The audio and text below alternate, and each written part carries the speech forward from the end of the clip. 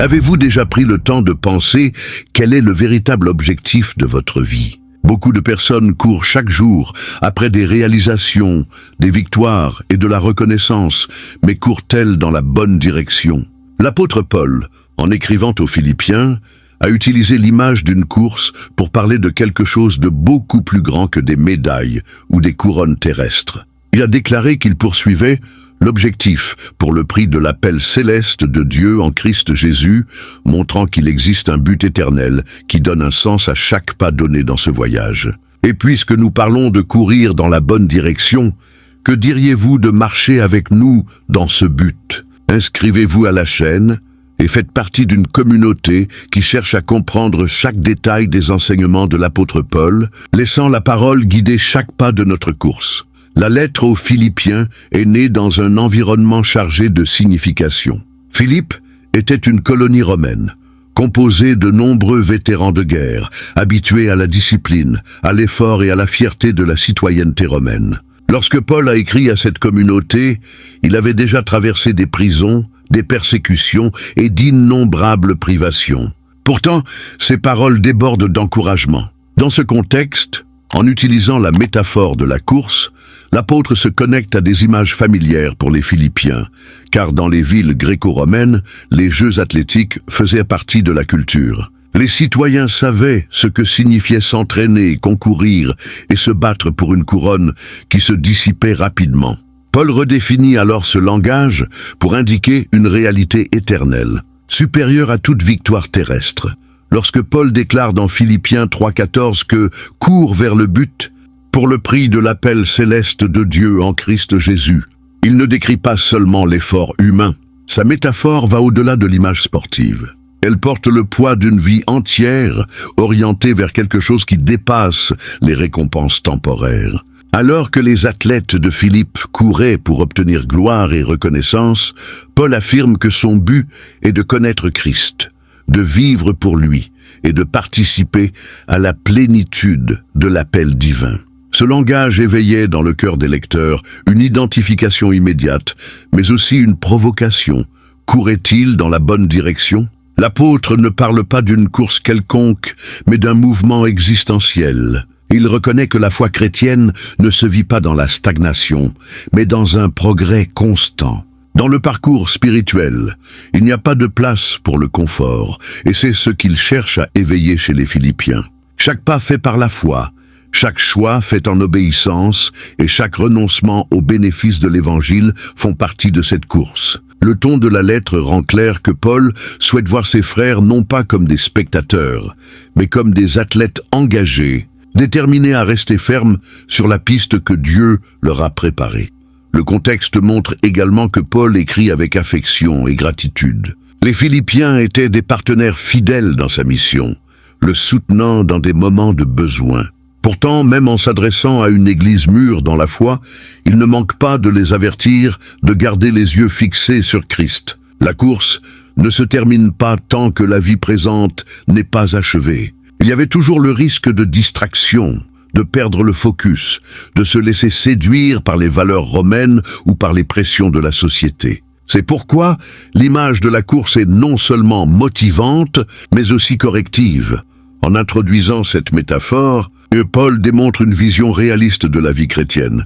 Ce n'est pas une promenade, ni une attente passive du ciel. C'est effort, c'est discipline, c'est persévérance. Et chaque chrétien doit réaliser que cette course n'est pas contre les autres, mais contre tout ce qui tente de le détourner du véritable but. Les Philippiens, insérés dans un monde qui valorisait l'honneur humain et le prestige social, devaient entendre que la véritable gloire ne se trouve pas dans la reconnaissance terrestre, mais dans l'atteinte du prix de l'appel céleste.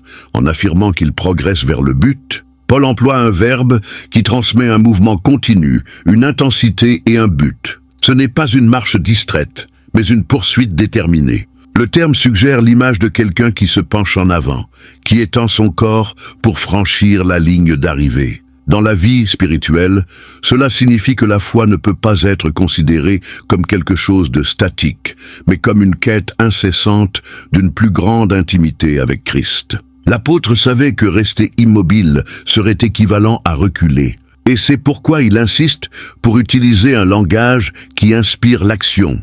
Ce « progresser » contraste avec l'attitude de nombreux religieux de son époque, qui se contentaient de traditions ou de réalisations personnelles. Paul, qui auparavant se vantait de ses mérites juifs, déclare qu'il considère tout cela comme perte face à la sublimité de connaître Christ. Il ne court plus poussé par la vanité de se démarquer, mais par le désir de se conformer à l'image du Seigneur. Sa course n'est pas motivée par la comparaison avec les autres, mais par une conviction intérieure. Il a été atteint par Christ et désire maintenant le toucher de plus en plus. Le mouvement est le fruit de la grâce, mais aussi d'une discipline consciente. Cette course exige du chrétien un esprit de constance. Paul ne parle pas de vitesse, mais de direction. La question centrale n'est pas qui arrive le premier, mais qui reste fidèle jusqu'à la fin. Beaucoup peuvent bien commencer, mais le défi est de continuer même face aux obstacles. Les prisons de Paul, ses blessures, naufrages et persécutions auraient pu être des raisons d'abandonner, mais il a transformé chaque difficulté en combustible pour aller de l'avant. Le verbe « progresser » prend encore plus de poids lorsque nous nous rappelons que Paul écrit de la prison, enchaîné mais avec l'esprit libre et le cœur brûlant d'espérance. En décrivant cette course, Paul confronte également la tendance humaine à vivre dans les souvenirs du passé, qu'il s'agisse d'échecs ou de réalisations. Qui s'attache à hier perd ce qui est d'aujourd'hui. Progresser signifie se lever chaque jour avec la disposition à recommencer, indépendamment des marques laissées par le passé. L'image de l'athlète courant les yeux rivés sur la ligne d'arrivée transmet justement cette attitude.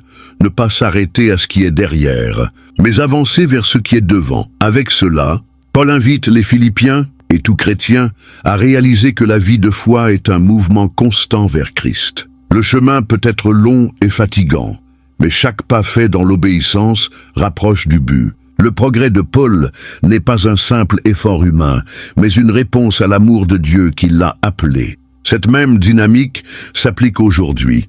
Le chrétien ne court pas seul. Il court soutenu par la grâce qui l'incite à continuer jusqu'à l'accomplissement de la promesse.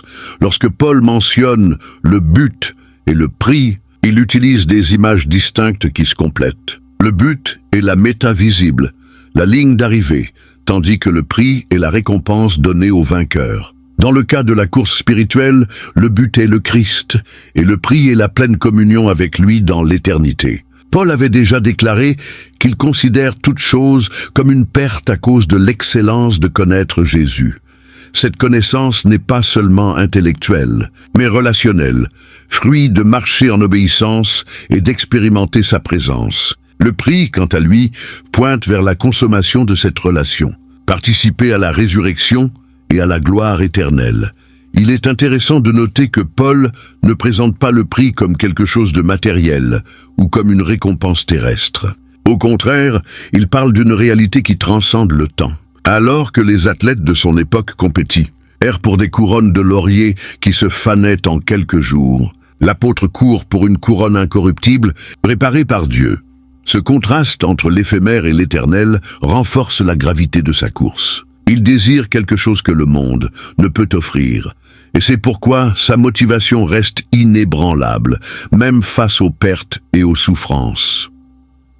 Le but de Paul est aussi une invitation à réaligner les priorités. Beaucoup peuvent passer leur vie à courir après des buts qui ne mènent nulle part. Succès, statut, reconnaissance. Pour l'apôtre, toute course qui n'a pas le Christ comme but final est vaine. Il appelle les Philippiens à réfléchir à où ils investissent leurs énergies, et cet appel résonne encore aujourd'hui. Qu'est-ce qui a occupé la ligne d'arrivée dans l'esprit et le cœur des gens? Le but qui guide les pas définit toute la trajectoire. Ce but apporte également de la clarté face aux distractions. L'athlète qui court en regardant sur les côtés perd de la vitesse et peut se détourner de la piste. De la même manière, le chrétien qui perd de vue le Christ risque de se fatiguer et d'abandonner. Paul montre que le secret est de fixer les yeux sur celui qui est le but même. En faisant cela, chaque renonciation, chaque larme et chaque effort prennent un nouveau sens. Le but n'est pas une conquête personnelle, mais une relation qui transforme la vie présente et garantit l'espoir futur. Dans le cœur de Paul, Le prix n'était pas seulement quelque chose de lointain, réservé pour après la mort. Déjà dans le présent, il expérimentait la joie de vivre en Christ, même de façon partielle. La course n'était pas faite seulement d'attente, mais d'expériences quotidiennes avec le Seigneur. Le prix final était réservé dans les cieux, mais chaque pas de la course lui permettait déjà de goûter aux richesses de la grâce. Cette combinaison de présent et de futur donnait à l'apôtre la force de continuer, et c'est cette même certitude qui renforce chaque chrétien dans son cheminement. Avant de continuer, il vaut une pause pour réfléchir. Si vous deviez décrire aujourd'hui quel est le but qui a le plus guidé vos pas, que diriez-vous ? Partagez dans les commentaires, car chaque réponse peut enrichir encore plus cette conversation sur ce qui vaut vraiment la peine de poursuivre. En parlant de la souveraine vocation de Dieu en Christ Jésus, Paul renvoie à un appel qui ne naît pas des aspirations humaines, mais de la volonté divine. Il ne s'agit pas d'ambition professionnelle, de conquête sociale ou de reconnaissance terrestre, mais d'une invitation de Dieu lui-même à vivre selon sa volonté. Le terme « vocation » est chargé d'un poids céleste. C'est une convocation qui ne provient pas des passions humaines, mais du cœur du Créateur. Cet appel est souverain parce qu'il est au-dessus de tout autre, à la primauté sur tous les autres engagements de la vie. C'est ce que Paul clarifie également dans 2 Timothée 1, 9, lorsqu'il dit que Dieu nous a sauvés et nous a appelés avec une vocation sainte, non selon nos œuvres, mais selon le but et la grâce. La souveraineté de cet appel redéfinit complètement les priorités du chrétien.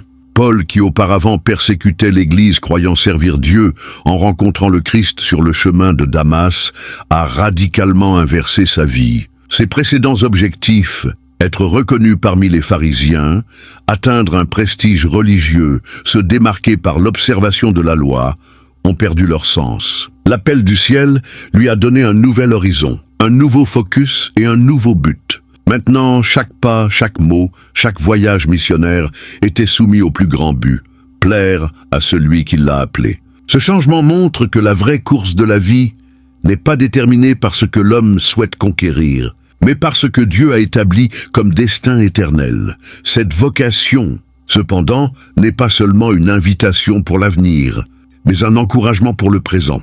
Lorsque Paul parle de courir vers le but de la souveraine vocation, il ne pense pas seulement au prix eschatologique, mais aussi à la vie quotidienne modelée par cet appel. Celui qui a reçu l'invitation de Dieu doit ajuster sa manière de vivre. Relations, travail, choix, tout devient influencé par cette perspective. C'est une vocation qui exige exclusivité, car personne ne peut courir en regardant 2 buts en même temps. Un autre aspect important est que cet appel céleste ne se limite pas aux leaders ou aux missionnaires. Paul écrit aux Philippiens comme s'il parlait à tous les frères dans la foi, leur rappelant que chaque chrétien a été appelé à courir dans cette même direction. Cela signifie qu'il n'y a pas de vocation spirituelle de 2e catégorie. La dignité de l'appel réside dans le fait qu'il est de Dieu et en Christ Jésus. Cette conscience apporte identité et fermeté. Le chrétien sait que sa vie n'est pas aléatoire ni régie par le hasard, mais conduite par le but d'un Dieu souverain qui l'a atteint. La conséquence pratique d'embrasser cet appel est la transformation des priorités. Ce qui paraissait urgent et indispensable perd de la force devant la grandeur de la vocation divine. L'apôtre montre que vivre pour le Christ ne signifie pas abandonner des responsabilités, mais les réorganiser sous un nouveau centre. La souveraine vocation fonctionne comme un or qui guide le coureur sur la bonne piste, garantissant que son énergie ne se disperse pas dans des courses sans but. Dans la course spirituelle décrite par Paul, l'un des plus grands obstacles réside dans le poids du passé. L'apôtre le reconnaît lorsqu'il déclare qu'il oublie les choses qui sont derrière lui et avance vers celles qui sont devant lui. L'idée n'est pas celle d'une amnésie sélective, mais d'un choix conscient de ne pas vivre prisonnier d'hier. Pour Paul, tant les culpabilités que les succès peuvent se transformer en fardeaux qui ralentissent le coureur. Dans Ésaïe 43, 18-19, Dieu avait déjà dit au peuple de ne pas se souvenir des choses passées, car il ferait quelque chose de nouveau. Paul reprend cette logique. Il ne s'agit pas de nier l'histoire, mais de la racheter dans le présent, marchant vers l'avenir que Dieu a préparé. Le passé de Paul incluait des persécutions à l'Église, des emprisonnements et même une complicité dans les meurtres de chrétiens. Humainement, ces souvenirs pourraient le tourmenter et l'empêcher de continuer. Cependant, il ne laisse pas la culpabilité devenir un poids permanent.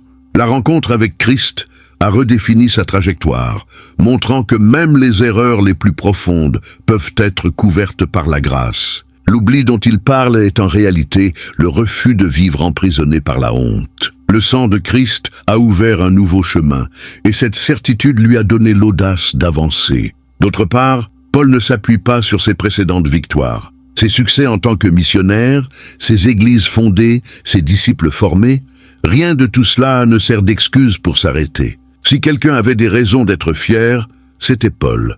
Mais il comprend que les succès passés ne garantissent pas la fidélité présente. Oublier signifie aussi ne pas se contenter de souvenirs de gloires anciennes, mais se maintenir en mouvement constant.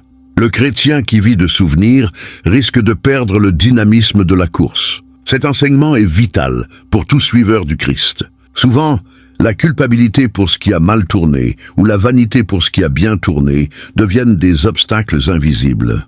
Oublier ce qui est passé signifie lâcher le poids qui empêche l'avancement sans nier la réalité, mais en la soumettant à la grâce. Il s'agit d'un acte de foi, croire que l'avenir préparé par Dieu est plus grand que n'importe quelle marque du passé. Ces marchés légers s'enchaînent qui retiennent le cœur. Cet oubli rédempteur pointe également vers l'importance de l'espoir. Le chrétien ne se définit pas par ce qu'il a été, mais par ce qu'il est en train de devenir en Christ. Paul enseigne que la course n'est pas sur où nous avons commencé, mais sur où nous allons.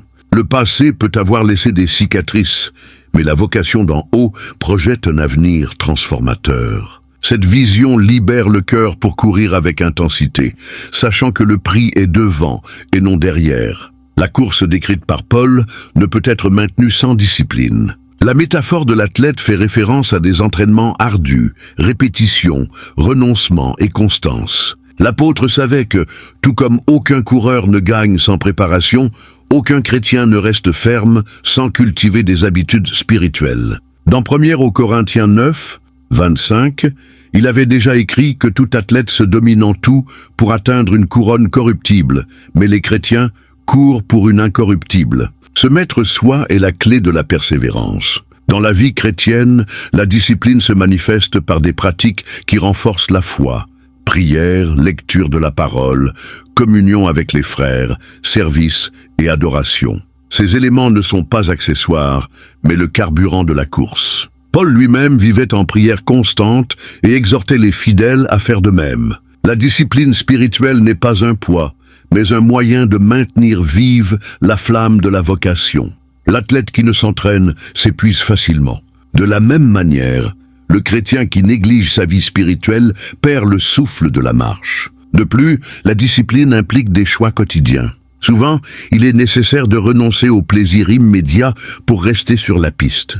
L'athlète renonce à des excès alimentaires, à des nuits mal dormies et à des distractions qui compromettent sa performance. Dans la foi, cela se traduit par résister aux tentations, éviter les chemins de distraction et prioriser ce qui édifie vraiment. Paul montre, dans sa propre vie, que vivre pour Christ est choisir constamment ce qui rapproche de l'objectif, même lorsque cela coûte. Un autre aspect est la persévérance dans les moments de fatigue. La discipline ne se prouve pas seulement les jours d'enthousiasme, mais surtout lorsque le corps demande du repos et que l'esprit suggère de renoncer. Paul a affronté des naufrages, des coups de fouet, des emprisonnements, mais il n'a jamais abandonné la course. Sa discipline n'était pas le fruit de la force humaine, mais de la grâce qui le soutenait. La coopération entre l'effort personnel et la capacité divine maintient le chrétien ferme sur sa trajectoire. L'image de l'athlète nous rappelle que la course de la foi n'est pas improvisée, mais soigneusement nourrie. Il n'y a pas de victoire sans entraînement, et il n'y a pas de persévérance sans habitude qui soutiennent l'âme. Paul nous rappelle que courir vers l'objectif exige plus que de l'enthousiasme momentané.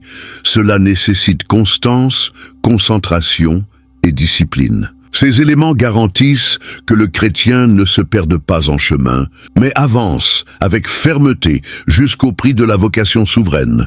Dans le développement de la lettre, Paul montre que la course spirituelle n'est pas seulement une question d'effort physique ou de discipline, mais aussi d'état d'esprit. Dans Philippiens 3, 15, il exhorte les parfaits, au sens de mûrs, à penser de cette manière, c'est-à-dire à adopter la même perspective qu'il avait par rapport à la course. Cette maturité ne signifie pas perfection absolue, mais une conscience claire qu'il reste encore un chemin à parcourir et qu'il est nécessaire de garder les yeux fixés sur le but.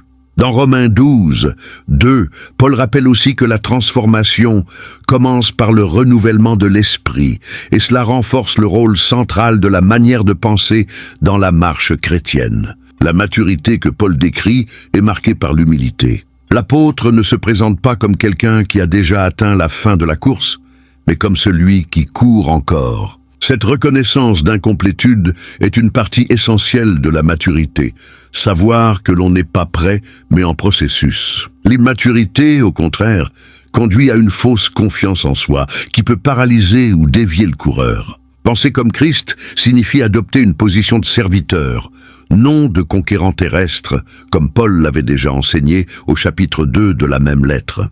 Un autre aspect de la maturité chrétienne est le contentement. Paul, même en prison, ne montre pas d'anxiété par rapport à sa condition. Il sait que la vie n'est pas contrôlée par des circonstances extérieures, mais par l'espoir dans l'appel de Dieu. Cet état d'esprit protège le cœur contre l'oscillation entre euphorie et désespoir. Le coureur mature court avec constance, sans laisser les vents de la vie déterminer son rythme. La maturité donne stabilité, fermeté et sérénité. Cette façon de penser implique également le discernement. Tout ce qui semble bon n'est pas nécessairement bénéfique pour la course. Le chrétien mature apprend à distinguer ce qui renforce de ce qui ne fait que distraire. Paul appelle les Philippiens à ne pas se laisser séduire par des disputes vaines, par des ambitions égoïstes ou par la gloire humaine. L'esprit façonné par Christ voit au-delà des apparences et évalue chaque pas en fonction de l'objectif éternel. C'est cette clarté qui évite que la course soit interrompue par des raccourcis trompeurs. La maturité que Paul propose est donc une façon de vivre avec des pensées alignées à la perspective de Christ. Il s'agit de cultiver une manière de voir la vie qui renforce la course, en gardant le cœur libre d'arrogance, l'esprit libre de distraction et l'espoir ancré dans ce qui est éternel. Le coureur qui pense de cette manière court avec confiance, non parce qu'il a déjà atteint, mais parce qu'il sait que son but est sûr en Christ. En parlant de la course vers le but,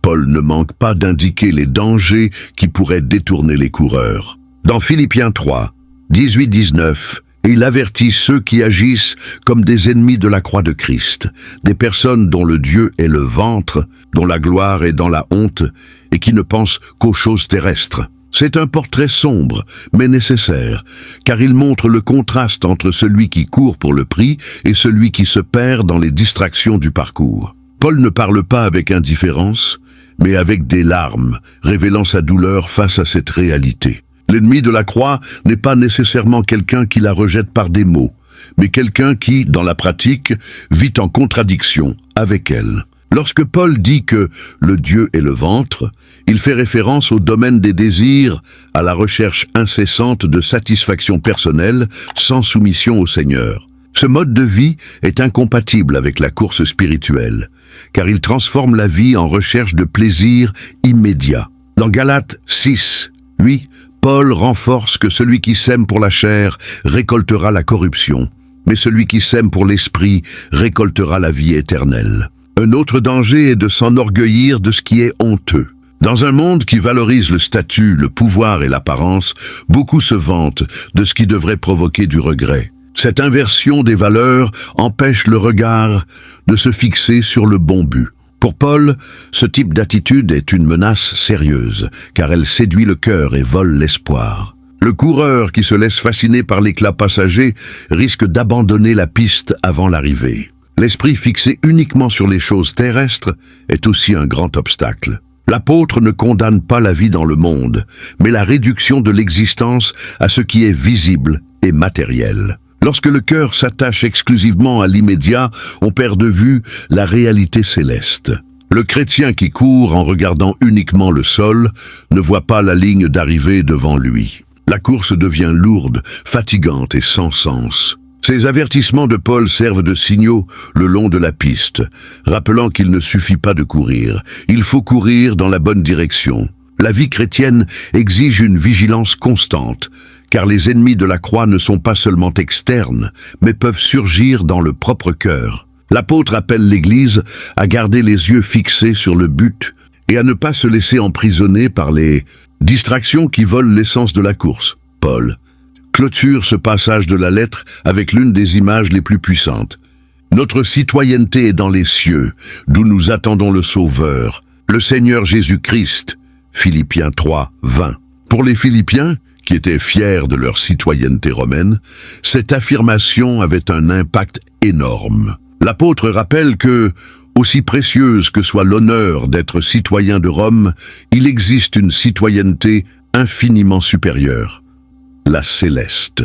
Cette conscience redéfinit la manière dont le chrétien court, car cela change son identité et son destin. Avoir la citoyenneté dans le ciel ne signifie pas mépriser la vie présente, mais vivre avec un horizon plus vaste. Le chrétien qui sait à qui il appartient court avec assurance, car il comprend que son histoire ne se termine pas sur terre. Le but n'est pas seulement de supporter le présent, mais d'attendre avec espoir la transformation promise. Paul affirme que Christ transformera le corps de l'humiliation pour le conformer au corps de sa gloire. Cette promesse garantit que la course n'est pas vaine, car chaque pas nous rapproche de cette réalité glorieuse. En même temps, cette citoyenneté céleste a des implications pratiques. Le coureur qui sait d'où il vient et où il va vit différemment dans le présent. Ses valeurs, ses choix et son comportement ne sont pas dictés seulement par la culture environnante, mais par la patrie qui l'attend. Cela signifie vivre avec éthique, espoir et courage, même au milieu des pressions.